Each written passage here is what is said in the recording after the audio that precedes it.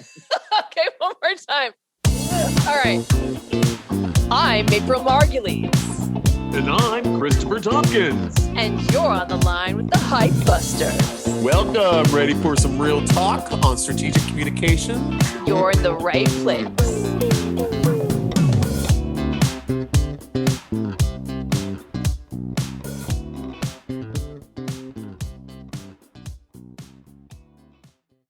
Oh, well, hello, April. Hello, Chris. How are you doing? I'm super good. What are you, what's this? Are you drinking a Slurpee? What's happening? No. I'm drinking some tea. It's called Joy. I figured I would get something that I don't have and drink it to make myself more joyful. No, it's some sort of tea that's supposedly seasonal, but it was on clearance, so of course I'm going to buy it. Was it BOGO? No, it was kind of like it was kind of BOGO, but it was like a lot of goes. So you could choose different SKUs that you could BOGO together, but it wasn't like a BOGO. Like it wasn't like a one for one. It wasn't a direct BOGO. It was a multi-dimensional BOGO. Yeah, because I live in Florida, where every grocery store that you go into, there's just absolute buckets of stuff that you can get to for one. BOGO. BOGO all day. Maybe you can buy Florida for buy one get one. I'm absolutely sure. I mean, throw in Mississippi. So we're ringing in. This is our first news show of the new year. So I don't want to say look into our crystal ball. And what are your hopes for 2022? Woo, that's a big question for a pretty big. Well, my main hopes for trust relations is that we're going to get further along with this integrated marketing solution that we want to offer clients, so that we're able to tap into some of the metrics that marketing provides and then have that feed PR and vice versa. And so I'm excited about that for us. As far as the world goes, I have absolutely no idea, because I know last year we were all like, oh, 2020 is behind us, thank God. And then it was like, season 2. So I'm really hoping it's not season 3 of 2020. Yeah, I was kind of, I don't know if I told you I was watching I wasn't watching. Actually, I was so tuned out because I absolutely do not participate in New Year's Eve in any way, shape, or form.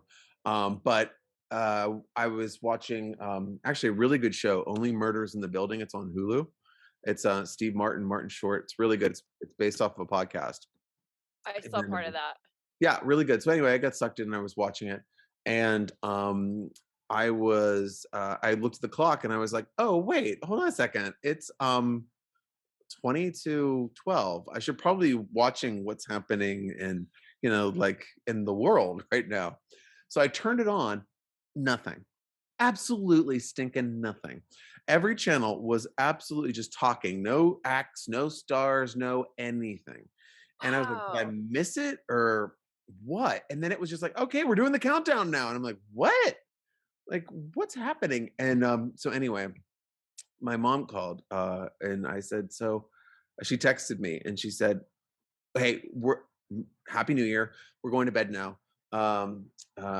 Your dad can't stand out and watch these people anymore. He doesn't know who anybody is, and he's getting frustrated because he can't pronounce their names. And I was like, okay, I gotta dive into this.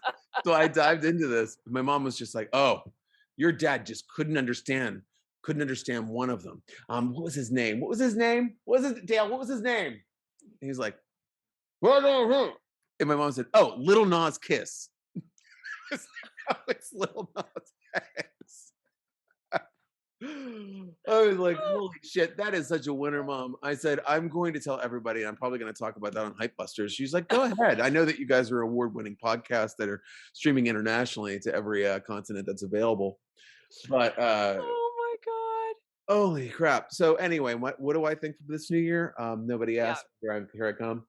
Well, I was supposed to, so thank you for doing it for me. That's all right. I mean, I can hold a full discussion sometimes, so I'm just going. We do both our parts. Yeah, I'm speaking out of both sides of my mouth as usual. But yeah, for this year, I think for the Go Agency, I'd like to see a little bit more of a focus on quality over growth model.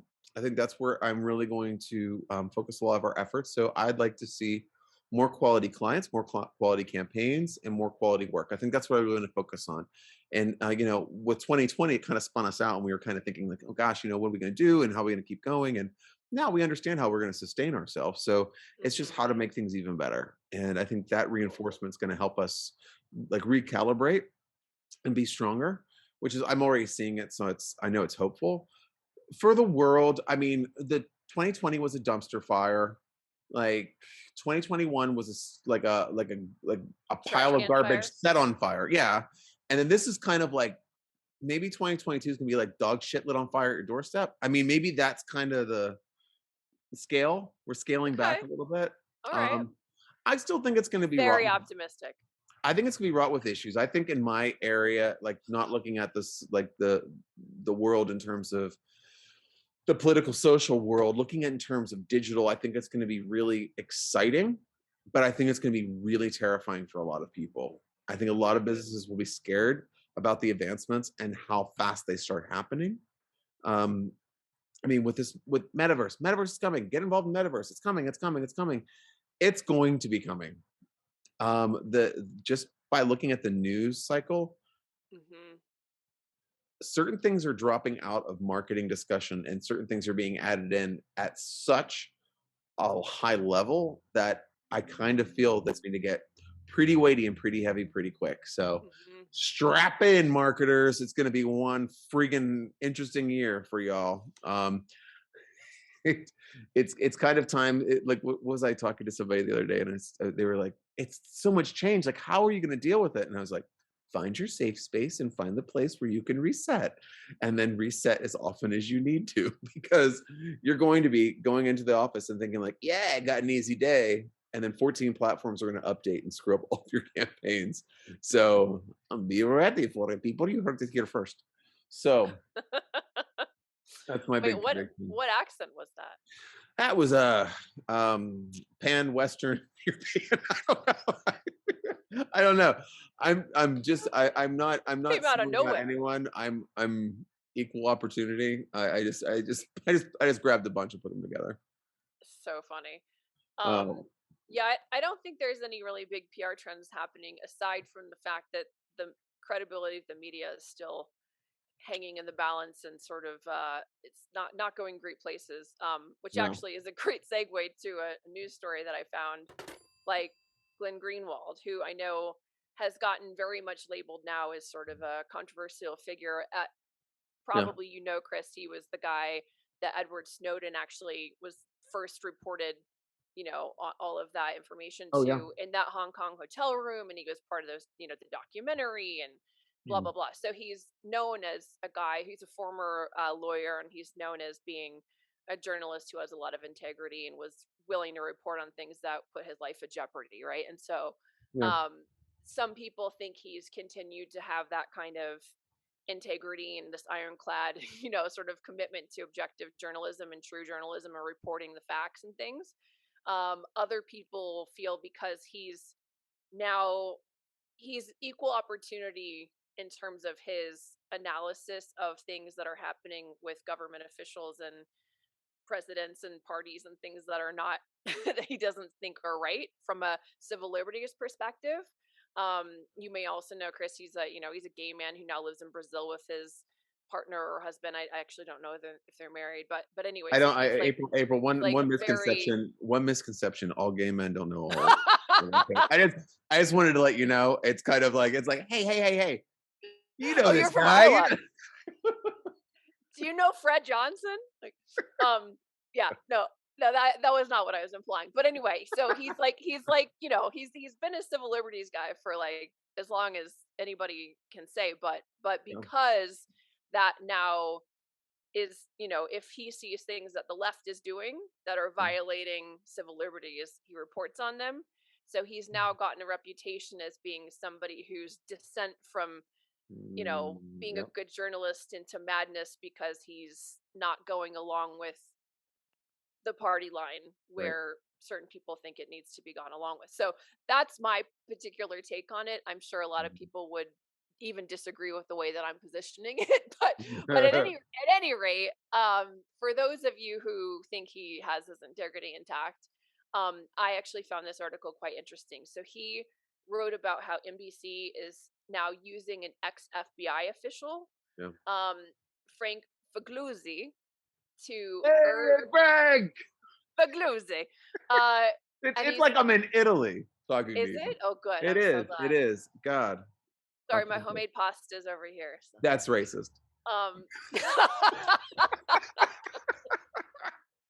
I'm Italian. I get away with it. Hey. oops, So, sorry. Anyway, so he apparently is now in the corporate media, and people are concerned that he's like an ex security, agent of state agent who is now delivering the news, right?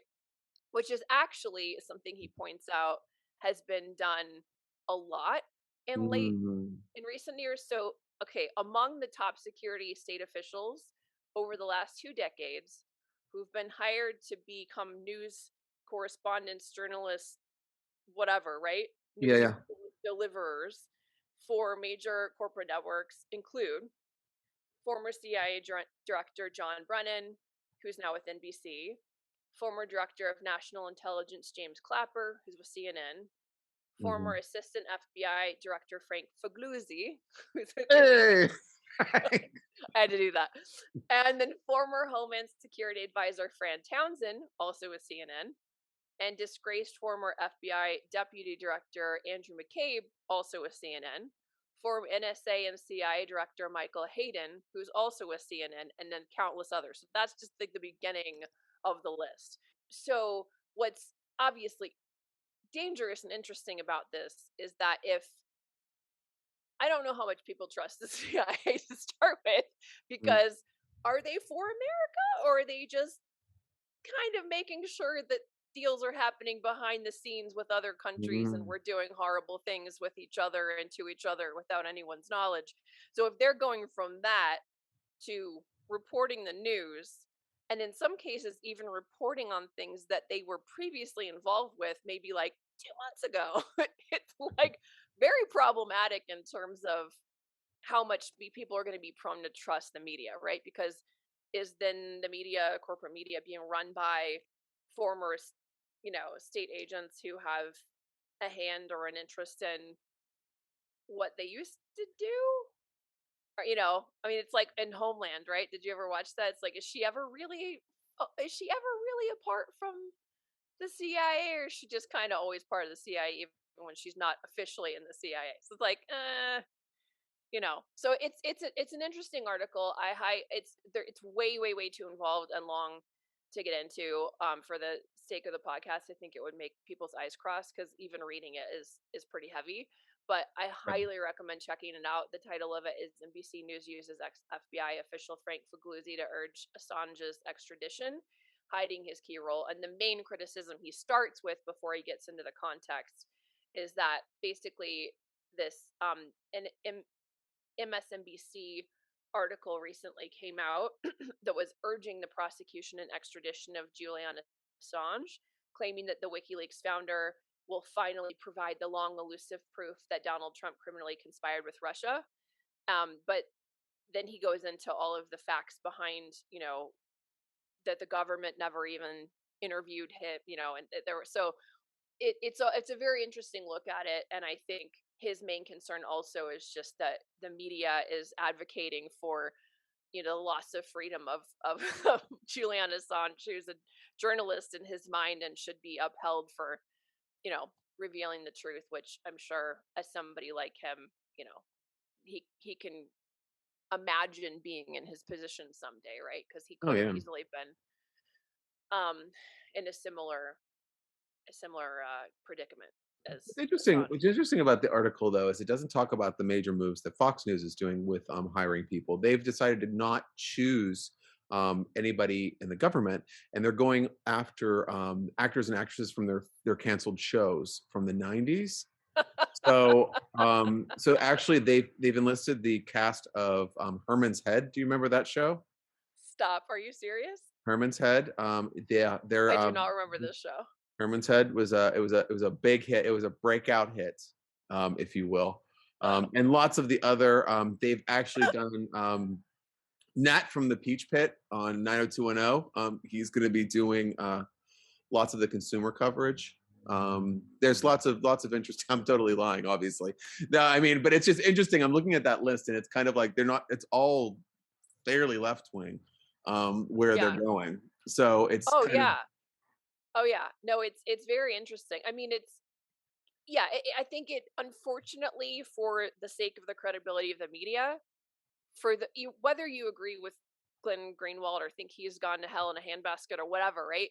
Regardless, for perception of media credibility and objectivity, it is absolutely catastrophic. mm-hmm. So, from a PR perspective, I mean, make fun of him or the situation all you want, but it's a disaster waiting to happen because Oh yeah. credibility of the media is already in the shitter, and this is just going to take it down the sewer and into wherever that goes. Like I, it's like, Ocean, my God. it's like I've heard. oh God. All right, so you have this the fantastic FBI joining the media, but what about Volvo? I know you were talking about this earlier. Yes, so I thought this was pretty interesting. So, and this wasn't I found this actually on a fashion blog. It's a fashion law blog, Mm. and Fashion essentially law? Is it fashioned to be lawful, or is it what is it? it's thefashionlaw.com. The fashion law? So is it the laws of fashion, or is it fashion and barristers? Like, what is it? I don't know. What is it? I want to find Actually, out. I'm good. hold on. Mission and values. One moment. I will tell you more. Oh, it pulled up immediately, like it knew what it was. Modern media and information company that explores the legal and commercial challenges facing the retail industry. All right. Does that Sign answer your me up. question? Okay. Sign me up. So basically, what happened is Hmm. Volvo had they settled this copyright centric lawsuit after they were sued in a California federal court last year Hmm. for using another party's photos for an alleged Instagram ad campaign. So the photographer Jack Schroeder and model Brittany Samita accused the Swedish automaker of copyright infringement for using photos that Schroeder had taken of Samita posing alongside a Volvo S60 as part of a global advertising campaign on Instagram without their authorization. My God, people are so freaking stupid. How did that happen? Oh, this smacks of like rookie Lazy. mistakes or rookie mistakes, but also something like they'll never know. It's kind of like when someone, I've seen this happen time and time again, someone will just do a Google image search for something and use that in all of their print. And it's like, you can't do that. It's, That's so crazy to me. I don't even understand. it's lazy. And so then Volvo I was arguing that by posting the photos on Instagram in the first place, that Schroeder had granted it an implied license to repost the photos. That's not how that works. That's really not how that works. Somebody has a Grandma. very, very creative legal team. Oh my God. Yeah, well, Um, you need to be. That's it. When it's so stupid, you have to come up with a good excuse. so bad. It's so bad. So anyway, I thought that that was interesting, especially because it was pretty much hidden, except for on this thefashionlaw.com Oh my God, website. my fave all time. I'm subscribing right now. I can't wait to get their updates. And So if you are from thefashionlaw.com, we do offer sponsorship advertising opportunities here at Huntbusters, and we love your content. We really do, especially their the late breaking story on NFTs and handbags. Okay, so I found something that I thought would be interesting for us to discuss. let's hear about it. Okay, so we do, like, obviously at Go we do daily trend spotting every day, and my strategy assistant sent this over to me, and I was just like, no way, no way. And it's the fact that new print magazine launches have more than doubled in 2021. All right, so we're looking at 2019, there was like 139. 2020, 60, obviously low because of all the Michigas, but at 122 in 2021.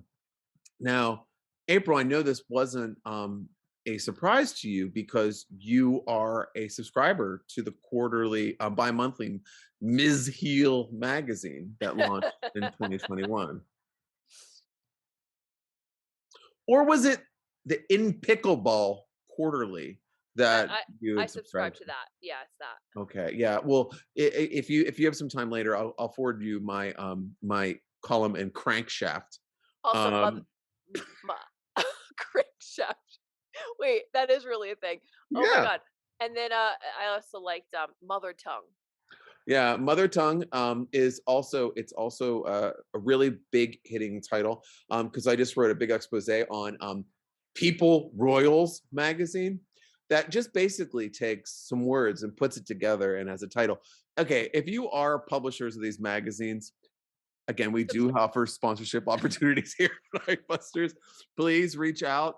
We really love the, especially Scout Life magazine, Curious Society, Delish, Drew Quarterly, which No, is no, no, don't knock Delish. Delish is like, they've been around forever as a very popular food blog and website, but now they have a print edition. oh, that's good. And I think Drew might be a Drew Barrymore lifestyle Oh for no, is real, it for real, really? for real. I think that might be that what that is, I'm rather looking it than up. Dr. Drew's Quarterly magazine, which nobody really wants to read. Anyway, I think it's really interesting that that is actually going on because when you think about print, you think about print dying out, but in this article, it's just saying that people Oh my are. god, it is. Yeah, am I It is right? Drew Barry. Yeah, she's becoming a lifestyle person. I Um, am impressed that you knew that. yeah, I know stuff. I like Drew Barrymore too. But um, little known fact, my dog is named after her cartoon Christmas specials character's name. Stop. Yep, Olive, the other reindeer. That's cute. Well, It's super I have I cute. have a goat named after Clarice from Rudolph the Red-Nosed Reindeer. So. Oh, okay, good. I thought you were gonna say like put the lotion in the basket, Clarice. Like Silence of the Lambs. No, good. No, everyone thinks that, and I'm like, gross. No. No, I wouldn't. I would. How dare you? So who else has some issues? Everybody does. No way. Everyone has a little bit of issues here and there, but Spotify is having the Gen Z problem. Oh my God, Gen Z. Let's talk about you. I Wait, know where you are. did you give the statistic on how many more print publications are out? Yeah. Okay, I must have missed that when I was looking up something. Yeah, I know it's like 122, I think, this year. It's crazy. That's Mm, like that percentage of increase is dramatic. it's really dramatic, but I also think that if you look at it, it's a dip from 2020, 2019. So I'm not like, I don't know. I'm not like, it's not like, I don't think it's 100% exciting, but I think it's just kind of like that it's still almost at that level as 2019 is pretty I think that's interesting. interesting. Yeah. Well, and that it's niche. Everything's going more niche. Podcasts, Yeah. print, like everything is getting more and more and more focused and specific. And I think that that's kind of how it should be. I think that everyone should be like, that's what all marketers should be telling their clients right now is that you should be getting more leaning into your authenticity and where your target area is and not niching yourself out. So it's like so niche, but leaning into your area of expertise and just Yeah, for focusing sure. on that. Um, but yeah, so if you guess who's not buying any of these publications, such as Miss Heel, Generation Gen Z, um, Ms. Heel. Ms. Heel, So Frank unfortunately, Ballucci. Oh my God, pasta. So anyway, uh, Spotify has an issue. God bless you. Sorry, Spotify. Let me cry into my Kleenex over here. Um, the problem is that they're really great with Generation X, but Generation Z is not going after them at the same level. And obviously, why? Because everyone's on TikTok, and TikTok, and not everyone, everyone in that arena in that demo is definitely there. And this Gen demo. Z issue is something that Instagram's facing, Facebook's facing. I mean, just looking at the stats we were talking about earlier in terms of trends, streaming is kind of one of the biggest trends on social apps, as well as TikTok. I mean, TikTok is beating YouTube. Now, I don't know about you. That's a good question here. Do you feel? I mean, we're not obviously Gen Z. We're Gen We're Y. not? No, I don't think either of us still smell like placenta. So I would say that, do you feel like you would search TikTok for how to's? No, in no universe would I do that. Okay.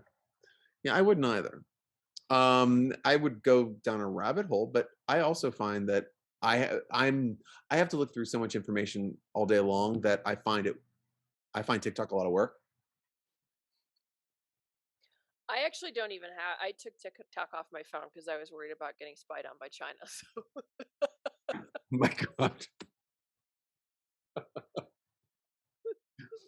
So I noticed to everyone in Gen Z, China's watching you. And I they're mean, watching you through the TikTok app on your phone. So the next time you do a stanky leg dance challenge, understand that someone and Xi'an is going to be checking you out. Yeah. I think it's kind of it's trying to find out how we can appeal to this audience from this. It's kind of like the trappings of TikTok is what we have to figure out everything in. And I yeah, don't necessarily think that that's a catch-all answer. I think it's kind of like, look, bite-sized content that's entertaining is really fun, and especially if it's video. Okay, how can we make that sing? Well, you can't make that sing on Facebook because it's like going to see like a, I don't know. Facebook tends to be like, I feel like Facebook is like going to, it's like a timeshare presentation. Instagram's going over someone's house to like see their vacation slides, and TikTok is kind of just like postcard, like something that's just like fast, non-committal. Oh, cool, throwaway. Um, but I don't know. I think that a lot of marketers out there are going to have to not make mistakes like using Instagram photos of somebody else and put them into your ads. But this, you know what, April, this is the problem that we're going to be hearing about. I think this year a lot is people just reposting things and for advertising and misappropriating other people's content, and I think that's going to be a big thing. That's why I think a lot of platforms are going to subscription bases because they want to protect and reward for content production. But mm. please, I mean, I don't know. These are big platforms. They have a lot of resources. I mean, fucking figure it out. It's a lot. Can we not see? I'm a major platform, and I'm looking, and I can't reach Generation Z. Wouldn't I get my entire team like to try to figure out how to do that, like before it's an issue? I don't know. I just don't find. I feel like some of these brands that are supposed to be forward thinking are kind of not forward thinking. They're kind of leaning into their success rather than evolving. Now that's why Instagram, and because there's another version of Meta coming out soon as well, and that's going to change up a lot of things. And that's why Instagram has been sent. I mean, their updates are out of control. They're putting out so many different things. It's a lot. It's a lot. But I think once it settles, it'll be very interesting. But I don't know. We'll have to kind of see where the chips fall. But I have an idea. Want to do point counterpoint? Yeah, let's do it. Yes.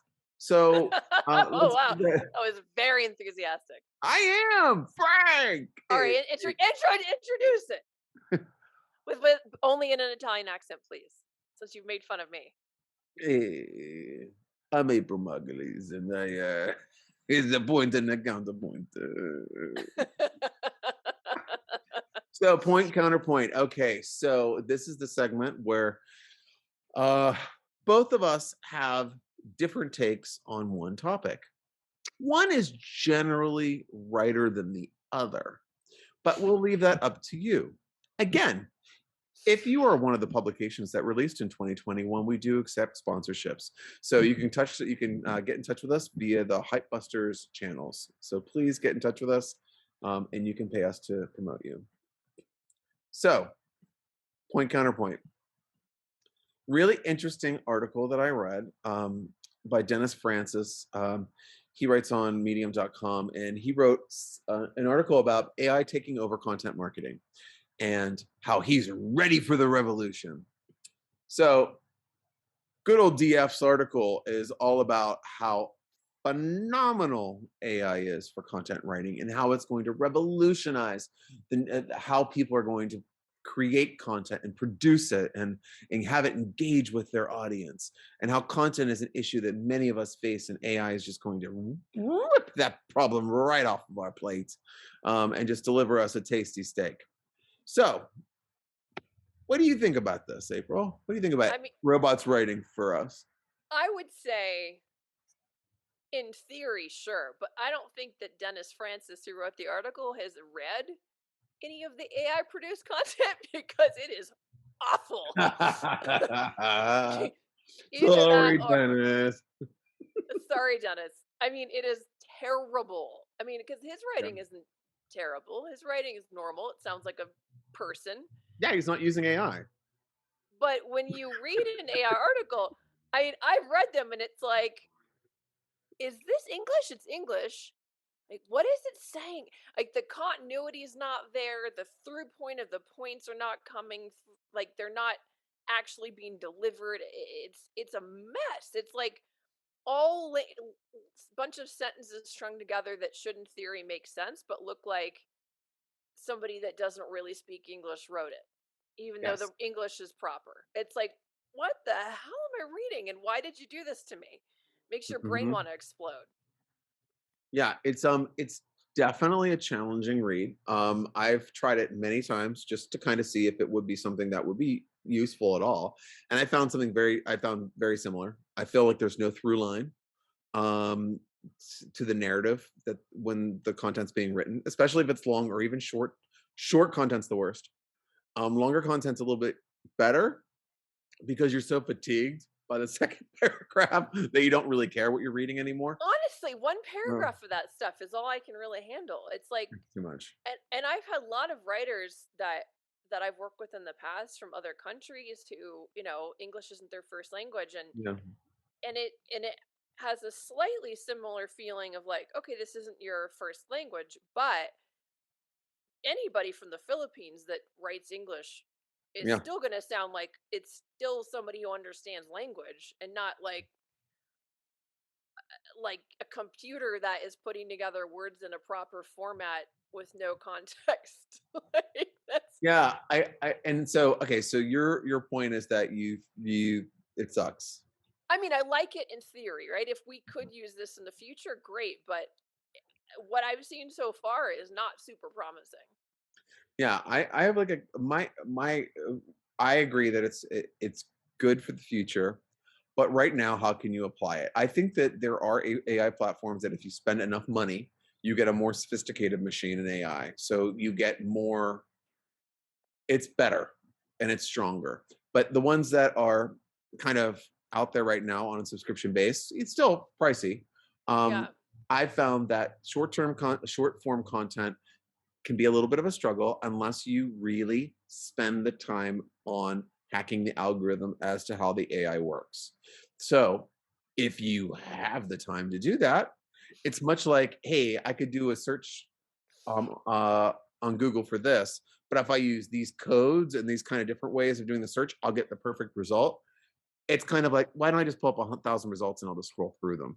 That's kind of what it's like for a lot of companies using AI, because it's like, well, how the hell am I going to do this? I'll put in a couple keywords, I'll put in the subject sentence, and I'll put a couple points, and then it should work. Now, you have to be very specific. You have to put very specific leading content. And then you'll get something that's better, but not perfect. I like it for a starter. So if you have to write some content and you want to come up with some ideas on kind of how content could look, or you want to get first iterations, it's worth it. I think it's worth it just to kind of Think play around with it. Yeah, I wouldn't use it for a blog. because, like, okay, for a blog, right? I see what you're saying. I mean, I will tell you, we had tried that for a while to cut down on cost by having this Filipino woman help write the first draft of things, and then have the team here polish it up. And we actually found that it was more work to edit what was being done than it was to just do it from scratch. So it took wasn't saving any money because it was just an extra step. And then it was about the same amount of work to clean it up. So, and she's quite good. So, my concern would be that you do the same. But I guess if it's just for idea generation, that's a different thing. But if it's actually for like Yeah. a blog for your website, I wouldn't even recommend Mhm. that because I would be concerned that it would just be it's like editing a, a mechanical kindergartner's work into something like like an adult English Mhm. speaker would do, and it's like Yeah. I don't know why you would waste your time doing that, but Yeah, see, like, I think that, like, for me, in the case of, like, for example, your writer, like, we have to put out a lot of content in a month for our clients, and I find that if someone writes something that I if I have something in its spot, I can read what they wrote, understand the sentiment and the direction, and write something better immediately, rather than having to go through the thought process and like what's I the see. content mix. So what I do is when I do that for my if I'm doing that internally, I tell our writer, when you get this, that's the gist. Do not change the words, do not change the sentence structure, blow it out and rewrite it. Because it's like, oh, this is terrible. I wouldn't say it like this. Okay, great, great. You want a freaking award? Just look at it and say something new. And I think that sometimes that does save time on I see. some things, but if you're doing highly technical stuff, you got to be very careful. I think it's worth it. I think it's something to keep your eye on. I wouldn't throw all your eggs into the basket and go like, "Oh my god, this is going to save me a whole entire copywriting department," because you're lying to yourself. Oh yeah, no, it's not going to do that.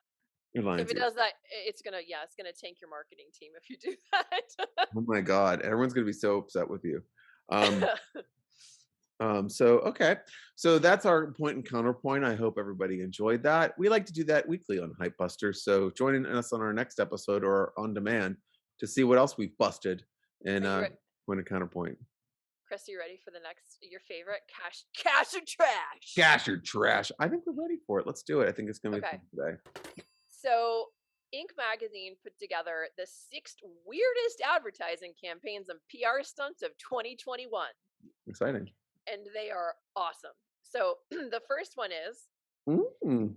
Relief Squid Game competitor. Oh. So in October, Miamians and New Yorkers might have found one of the 10,000 business cards in the style of those seen on Netflix Squid Game. In the show, the brown cards with a circle, triangle, and square are an invitation to indebted South Koreans to play deadly games for lots of money. The ones scattered around New York and Miami were promoting Relief, an app that helps users reduce credit card debt.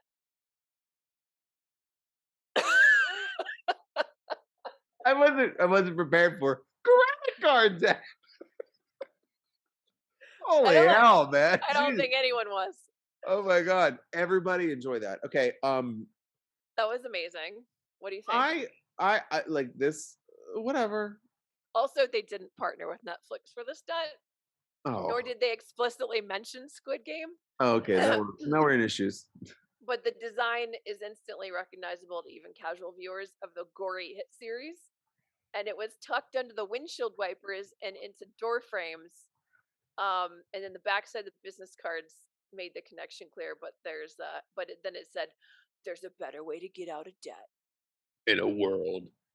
Yeah. than getting killed." Than getting killed in South Korea. Yeah. Clever. I will say that is one of those creative things I've heard, but it's also completely insane. It makes no sense. But like A for creativity, Yeah. Definitely. Definitely A for creativity. F for strategy. Yeah. hmm And F for Frank. Faglusi. Go see. Oh my god, we're missing like 4 consonants in this poor bastard's last name. I don't even remember what his name is now. Is it what? It wasn't that, was it? What was it? Pigluzzi. Faglusi. Woo! Good. Okay. All right. Uh, So the next one is Burger King's "Keep It Real" NFTs. uh, So to promote the removal of 120 artificial ingredients from the fast food giant's menu, Burger King in September introduced its "Keep It Real" meals. yeah. The limited time combo meals, each named for a celebrity, came with a QR code that customers could scan to redeem collectible NFTs, non Mhm. fungible tokens representing ownership of digital assets that can be traded or auctioned over blockchain networks. In partnership with NFT eMarketplace Suite, Burger King gave away 6 million of the digital tokens across 28 designs featuring the Nelly, Anita, and Lil Hoodie. That's very authentic. It was very hood. Burger King is the only food business isn't the only food business experimenting with NFTs. Taco Bell did a similar promo in March after adding potatoes to its menu. Pizza Hut did in Canada. Coca-Cola joined the token bandwidth, auctioning off NFT loot boxes in late June to celebrate International Friendship Day. And I just saw this week that Applebee's also introduced an NFT marketing campaign, Ooh, go Applebee's. It's always which happy hour at Applebee's. all of which makes sense and no sense. Yeah, so I think this is funny because as we were talking about earlier when we were talking about Applebee's, like I don't think the target market of these restaurant chains is Mm. that into NFTs, but maybe they know something I don't. But what about all the Lil Huddy fans out there? I mean, you're selling them short. I mean, they are in the NFT blockchain market. No, I feel like it's trendy to do this, and I think that's why they're doing it. Unfortunately, fortunately, it raises a little bit more awareness for these topics to a larger market, which I guess is good. But I don't know, man. I think this is just I don't know. I'm exhausted just thinking about getting like a free NFT thing from a food chain. Yeah, Then and I then have to like, go figure out how to access, and then I get like a digital thing to share. Like what? I oh don't Jesus, get it. Grandma, you got to get with it. But like I'm saying that, like, no, and then I gotta log into the internet, and then I gotta check my Mac mail, and I gotta go over here, go on my face page, and gotta I don't download my grammars. have time for that. Oh God, you kids go, you over there, get off my porch. So obviously, guys, April doesn't have time for NFTs because it's hard to locate them. So Chipotle, I've never heard that argument against NFTs. On the next point, counterpoint, how hard is it to access NFTs? Sounds like such a Holy pain in the shit! ass. Oh my god. Okay, no, it's fine. You can make it. They make it easier. Make it easier. It sounds awful. Yep. Okay, so the next one on the list is Chipotle times Roblox. So Chipotle has offered discount burritos to Halloween customers for over 2 decades with the annual burrito promotion with Oh, fun. Boo.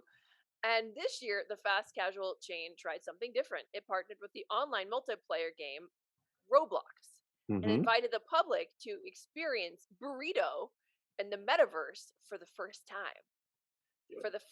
For 3 days, the first 30,000 Roblox users to visit a virtual Chipotle restaurant and talk to the virtual cashier got a coupon for a free burrito, so long as they wore a virtual costume, of course, such as Walkenstein or Shipbag Ghost.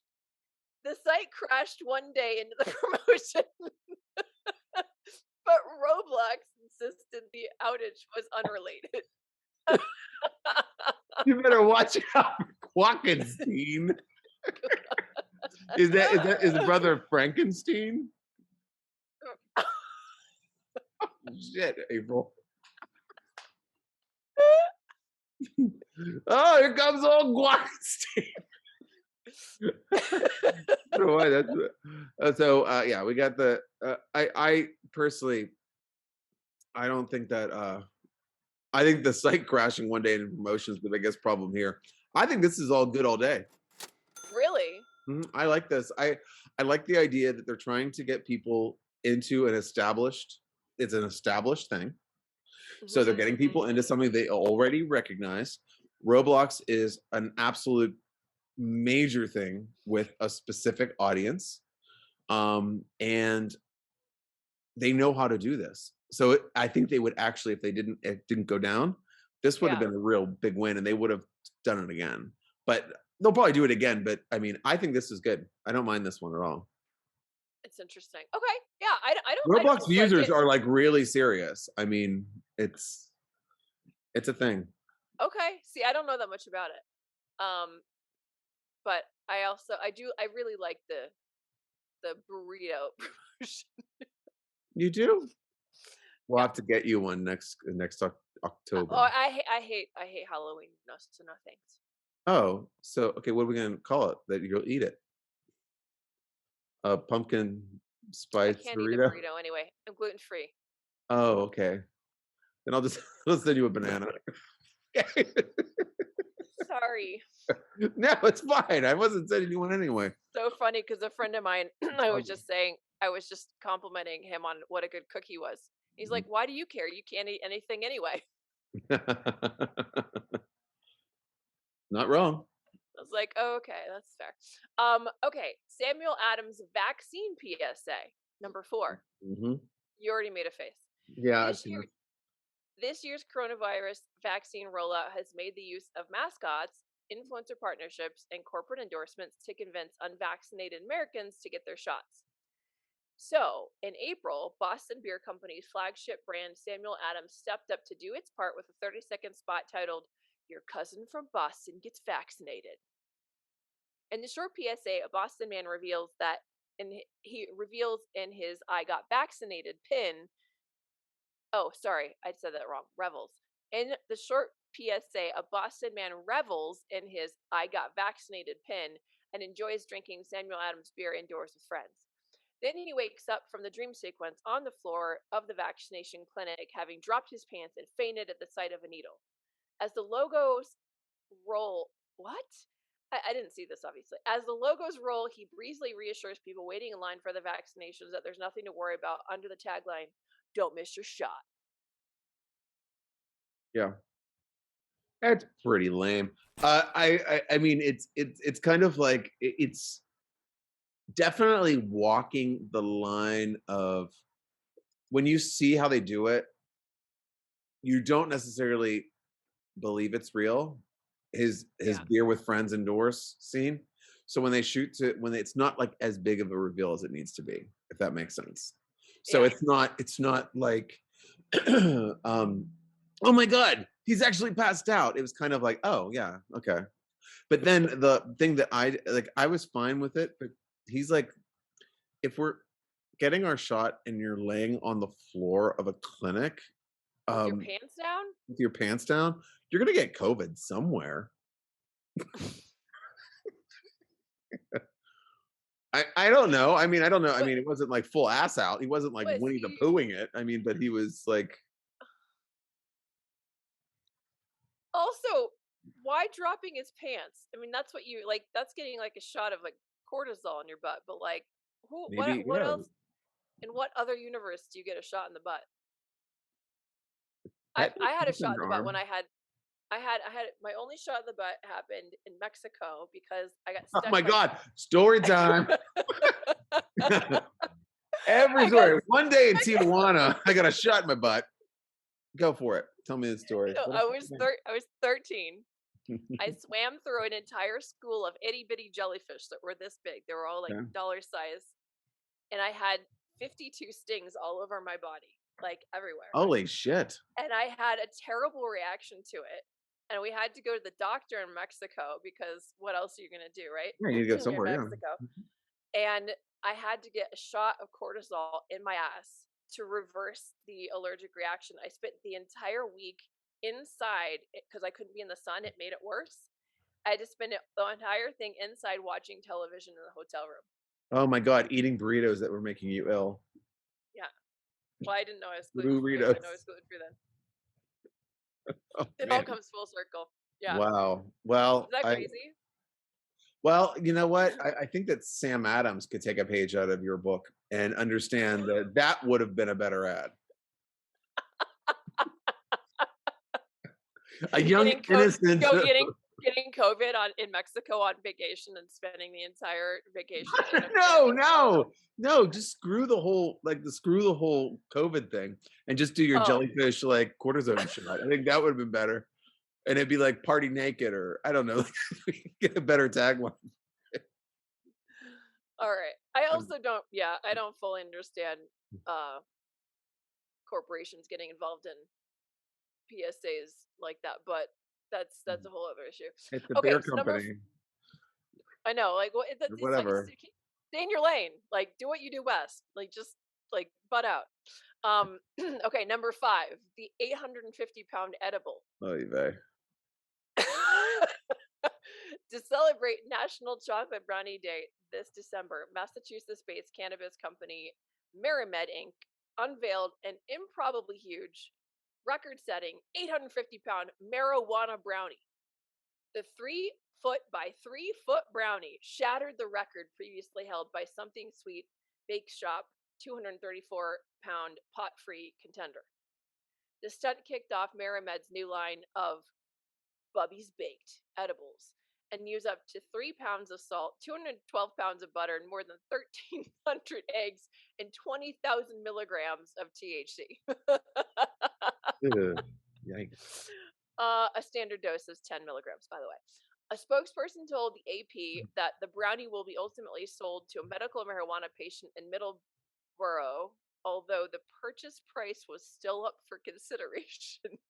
Did I mispronounce that too? Boobies baked. Like, hey, So, booby. It's boobies. like boobies baked and Middleborough. Boobies baked in what? No, medical. Middleborough. Yeah, not Middleborough. It's Middleborough. Middleborough. Yeah. See, I'm helping you out. Helping you out. I mean, I'm glad I'm providing entertainment value for everyone. Yeah, everybody. This is totally natural, and Bears for bears. our show is educational, so we want to help everybody, including the editors at Ms. Heel magazine. Again, Ms. Heel, we do have Ms. sponsors. We do Ms. Ms. Not Heel. Miss. Ms. Bubby's coming for you. Okay, good for Along with them. Glockenstein. Quackenstein. Oh, Okay. Number 6, Volkswagen of America. This one, it cracks me up. I actually talked about this with Laura on the PR Wind Down. oh, So, did you? Okay. yeah. So, contrary to P.T. Barnum's classic line, not all press is good press. In Mhm. preparation for the release of Volkswagen's new line of ID4 electric cars, the company, quote, accidentally published a press release March 29 announcing it would change the name of its U.S. subsidiary to Volkswagen of America, VOLTS. So clever. The officials confirmed the leak on Twitter and emailed the news directly to reporters. And then, after the announcement was picked up by major outlets, they came clean that the name change was an elaborate and premature April Fool's joke. Don't you just love those little thinkers? I love that they put it out the day before April's Fool. Why? Why would you do that? It just makes no sense. Mm. And at the time, I was like, okay, was it because it was the day of the week that it was strategic to put it out? Like it was a Saturday that was April. No, April 1st was during the week when you could actually put out a press release in good conscience. It made no sense to do that. So basically, for a lot of consumers, the false report was an inadvertent reminder of how the German automaker lied for years about its diesel fuel efficiency and cheated on emissions tests. Before coming clean about Volkswagen, they called the name change a public declaration of the company's future forward investment in e-mobility. And then the announcement sent its stock price up as much as 12%, triggering an SEC investigation into whether the company's bizarre prank violated securities laws. Oh my God, give me a break. Oh, yikes. Well, the reason they released it when it did was if they would have done it on April 1st, they people might have been like, It's an April Fool's joke. Yeah, but then why tell everybody the next day? It's like they shot their wad too early and then they came back and were like, haha. I think that they were getting, as soon as this hit, they did not get the reaction they thought they were going to get. I think their reaction was really negative and they had to come clean earlier. I think they would have let this play out a little bit longer. But from the second half of this article, it sounds pretty damn negative. So I think they might have been getting a little bit of haterade. So they were gonna, I see. So they were going to milk it further before they Maybe. revealed. Mm, It's very strange. I mean, it's a very elaborate prank for a company of that stature, a brand of that multinational magnitude. magnitude. Yeah, what? Yeah. I don't know. Yeah. It's I not think that would have been cute. I think that would have been best suited for a. Do you remember like they used to do this all the time with brands? There would be one person that would say the name wrong. So it'd be like, "Oh, you love my new Volkswagen." No, it's a Volkswagen, mom. No, it's my Volkswagen. And like that. that That would could be have been cute. very funny. That could have Mhm. been very cute. Like Chris and his Um, parents yeah, in yeah, a exactly. little Lil Nas Kiss. Yep, my dad loves him. I'm gonna get his album for him, Oh, good. and he can put it on his iPad. He's put it on. He would put it on his iPad. He'll put it on his iPod Shuffle. That is first Oh, good. generation iPod Perfect. Shuffle, the one the Love it. long one that hangs on your neck.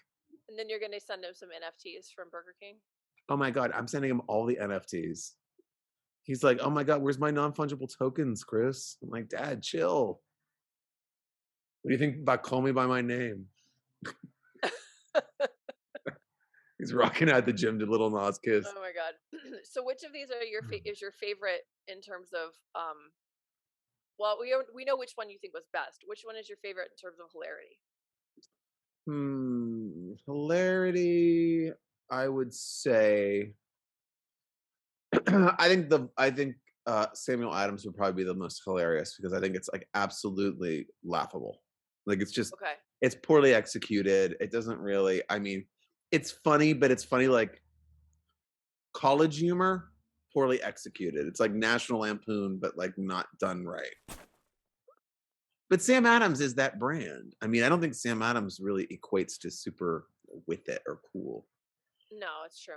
Okay. It's kind of like a staple. I would say my favorite is the this Relief Squid Game competitor just because of the sheer like ingenuity of trying that approach even though it made no sense. But I really like the creativity of Yeah, I thought you were going to say Guakenstein, but it.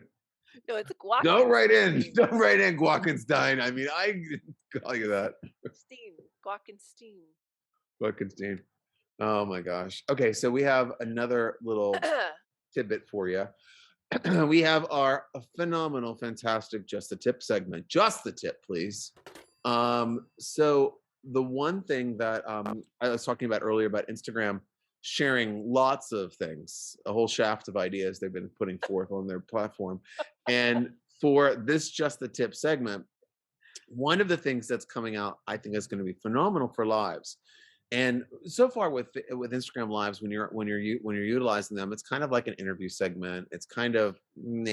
I mean, it's fine, but it's fairly one note. Well, what they're going to do is they're going to allow screen sharing on your phone, so you'll be able to do different things and show. So it could be educational. It could be good for shopping to show how you would actually shop something if you're a brand, or to show just. I think it's a really good way of allowing like another dimension to Instagram, which right now it's kind of like basically like looking at people's stuff while they're walking around interviewing and two people are talking. And I think that's fine, but we need another dimension. We need to kind of move it forward. What do you think about this? Are you going to jump on and provide PR secrets on our reg? On Instagram with sharing video? Yeah. Are you going to do Instagram live? No, Oh, probably not. you're not. Oh man. I'm sorry. Oh God. Unless you What are all of our unless you make me. loyal Hype Busters listeners are like, man, I need a live from the Hype Busters. I mean, I guess we could do that. No, let's not. I'm busy. I think that we should. I'm still trying to figure out how to get the NFTs off my phone, so Not off my phone. I got TikTok off immediately as soon as I saw China looking at me, and then I got these NFTs. Yeah, crazy kids, get off my porch. Is this your ball? I keep it.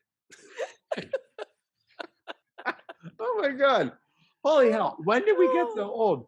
I mean, I don't know why my face is so red. Mine too. Look at this. But it's so funny though, because I mean, just so everybody understands out there, we joke about blockchain and NFTs and all this shit. We have to learn it just like y'all have to learn it. This is not like something that like, oh, we know. You understand marketing? Oh, this is it. No, it's not it. So it's totally It's different. always changing. Yeah. It's always changing. Is there a future in it? Is there a whole crypto scenario happening? Yes. Am I part of it? No. Is April part of it? No. And she's trying to release herself of her NFTs. So if anyone wants to purchase her NFTs from her Burger King, if anybody wants a hot in here NFT from Nelly, you can go directly to April. She got it from her Burger King value meal.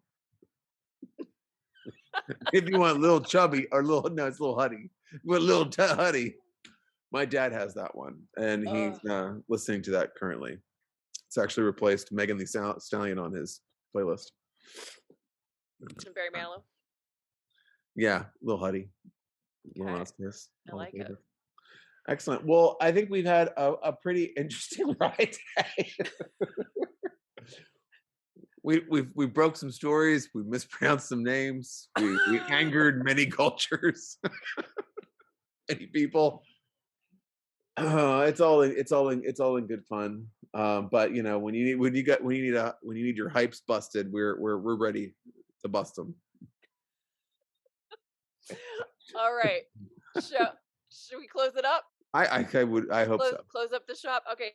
Thank you for joining us for another episode of Hype Busters. Yes, thank you so much. Tune into all of our episodes. You can hear our archive where better podcasts are sold. It's free, so you don't have to buy it. And subscribe. You can like leave good reviews. Again, any publishers that have produced a new magazine, if you would like a sponsorship opportunity, you can email April at April. Terrible. At walkenstein.co.uk. All right, folks. We'll talk to you next time with Hype Busters. See y'all. Bye. Bye.